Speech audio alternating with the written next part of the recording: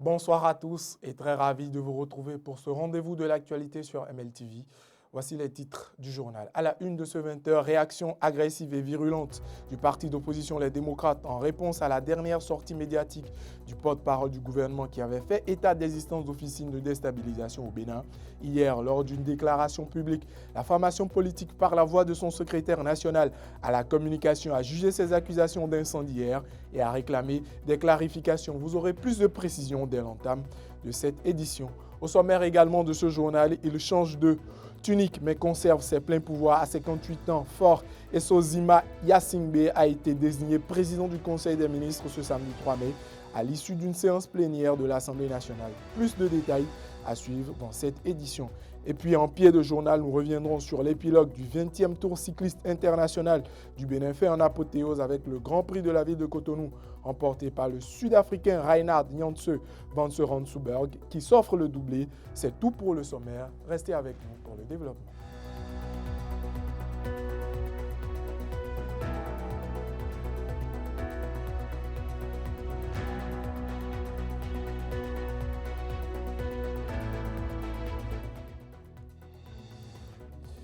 À nouveau, bonsoir. On ouvre ce journal par cette actualité en bref. Le comité d'orientation et de supervision du Hadj a ordonné le remboursement des paiements hors quota pour le Hadj 2025. Il a exigé des sociétés agréées qu'elles remboursent d'ici le 12 mai 2025 les candidats au pèlerinage ayant réglé leurs frais après l'atteinte du quota national fixé pour cette année. Cette décision fait suite à la saturation du contingent béninois établi à 2300 places atteintes dès le 17 avril 2025. Malgré un délai supplémentaire consenti par le COS, certains candidats ont continué à s'acquitter des frais bien que le quota ait déjà été atteint. Ces derniers se voient désormais exclus du Hadj 2025 mais disposent de la garantie de récupérer intégralement les sommes avancées. Les concernés sont invités à se rapprocher rapidement de l'agence agréée auprès de laquelle le paiement a été effectué. Le COS a également précisé que tout manquement ou irrégularité dans le processus de remboursement devra être signalé sans attendre à l'Agence pour la gestion et de la logistique des officiels afin d'assurer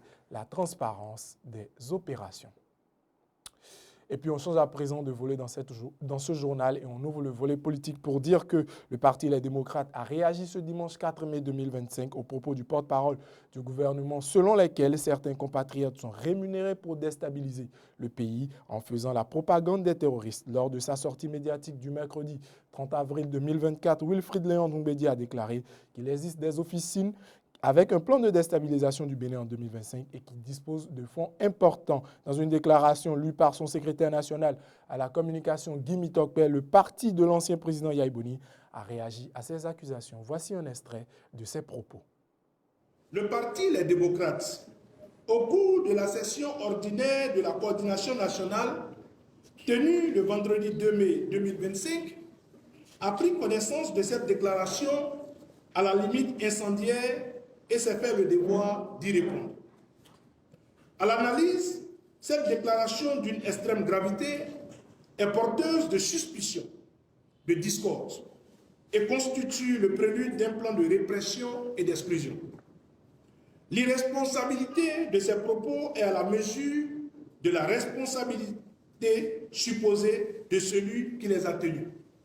En effet, il y a lieu de se demander à moins d'1 an des élections générales de 2026 ce qu'il veut insinuer et à quelle fin, pour quelle ruse et quelle rage. Le pouvoir de la rupture a plutôt besoin de rassurer que de jouer au pyromane. Ce qui est attendu du gouvernement, c'est l'amélioration des conditions de vie et de travail des Béninoises et des Béninois, la réconciliation des fils et filles du pays, le retour des exilés, la libération des détenus politiques et la relecture du code électoral. Le combat du Parti Les Démocrates est centré sur la nécessité d'un code électoral capable de conduire à des élections inclusives, justes, transparentes et pacifiques en 2026. Après le certificat de conformité, le parrainage, le code électoral chrysogène, la nouvelle trouvaille des artisans de la ruse et de la rage dans la perspective des élections de 2026 pour poignarder le peuple dans le dos et exclure définitivement l'opposition du jeu politique est le complot contre la nation. qui est maintenant mis en branle et prêt à être déroulé. À cet égard, le Parti Les Démocrates fait observer l'extrême gravité des propos du porte-parole du gouvernement. Ces propos sont attentatoires à la paix sociale et constituent un élément de cette politique forcenée d'exclusion du Parti Les Démocrates et de l'opposition aux élections générales de 2026. Et puis on quitte le Bénin pour parler du Togo pour dire que Faure Gnassingbé n'est plus le président de la République. Il est désormais le président du Conseil des ministres. La cérémonie marquant l'opérationnalisation de la Ve République et son entrée dans ses nouvelles responsabilités ont eu lieu le week-end dernier. Qu'est-ce qui change fondamentalement dans l'appareil d'État? Plus de précisions dans cet élément. L'instant que nous venons de vivre revêt une portée historique par la prestation de serment de Son Excellence, Monsieur le Président du Conseil. Nous sommes désormais dans la Ve République. Le 3 mai 2025 aura été une date mémorable pour la République du Togo après la modification de sa loi fondamentale transformant le régime politique du pays en un régime parlementaire. Faure Gnassingbé, désormais président du Conseil des ministres, détient d'importants pouvoirs exécutifs. Il dirige le gouvernement et il est le chef suprême des armées. D'ailleurs, les forces de défense et de sécurité publique lui ont fait allégeance ce 3 mai 2025 au terme de la cérémonie de prestation de serment devant la Cour constitutionnelle. Le premier, c'est la redistribution des pouvoirs, le passage d'un régime présidentiel à un régime parlementaire, où le président du Conseil des ministres devient l'autorité exécutoire principale. Ça, c'est le premier changement. Le deuxième changement, c'est la création d'un Sénat qui est composé des membres élus et nommés qui vont jouer un rôle très clé dans la gouvernance actuelle. C'est très important, ça veut dire que tout n'est pas centré dans la main d'un seul homme, mais qu'il y a d'autres institutions qui vont jouer des rôles clés dans la gouvernance. Le Parlement acquiert aussi son pouvoir renforcé dans la désignation, comme on l'a dit tout à l'heure, du président du Conseil des ministres et dans l'exécution de la gouvernance. Jean-Lucien Savy de Tovey est le premier président de la Ve République au Togo. Il est le garant de l'unité nationale, mais son pouvoir exécutif est considérablement réduit. Selon plusieurs observateurs, c'est une fonction honorifique. C'est le reflet d'un régime qui veut confisquer le pouvoir au Togo. C'est un peu cela qu'on a comme reflet. Parce que Faure Gnassingbé, qui était donc le président dans la 4e République, est désormais le premier ministre, enfin, on ne va pas dire le premier ministre, le président du Conseil des ministres, et il garde toutes ses fonctions, rien ne change. Il garde toutes ses prérogatives, tout son pouvoir est en place. Le président élu, par contre, lui, il est dépourvu de tout pouvoir. En réalité, c'est un titre honorifique. En résumé, la nouvelle constitution du Togo a transformé le rôle du président de la République, le faisant passer d'un chef d'État avec de vastes pouvoirs exécutifs à une figure plus symbolique. Le pouvoir réel réside maintenant dans les mains du président du Conseil des ministres.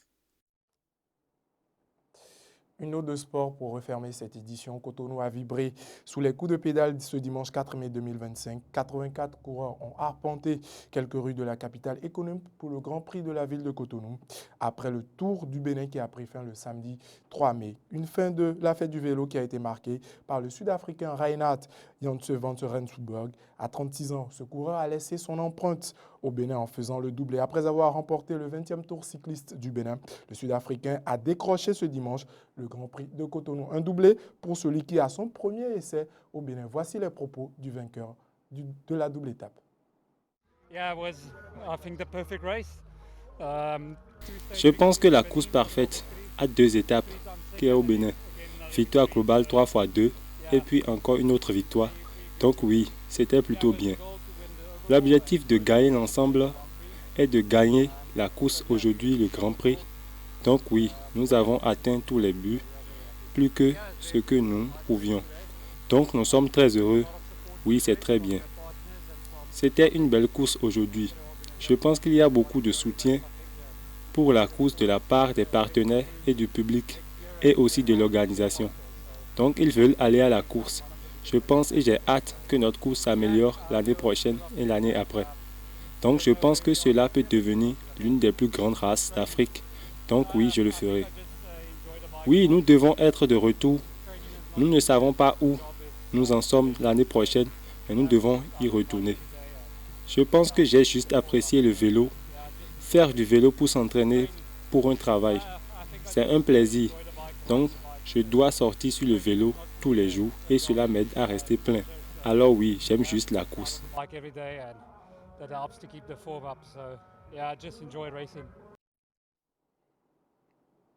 C'est ici que ce journal se referme. Merci de nous avoir suivis. Excellente soirée à chacun et à tous.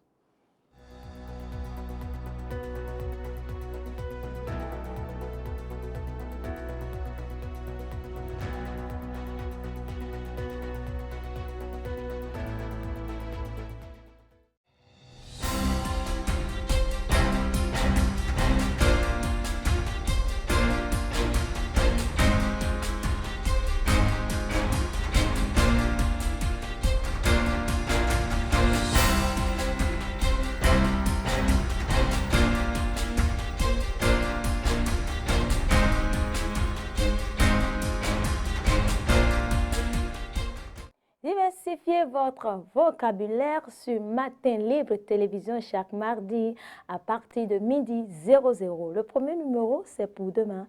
Prenez le rendez-vous sur la MLTV. Nous ambitionnons de redonner au Bénin son titre de quartier latin de l'Afrique. La rubrique est animée par Fifonsi Syriens Kouyandé.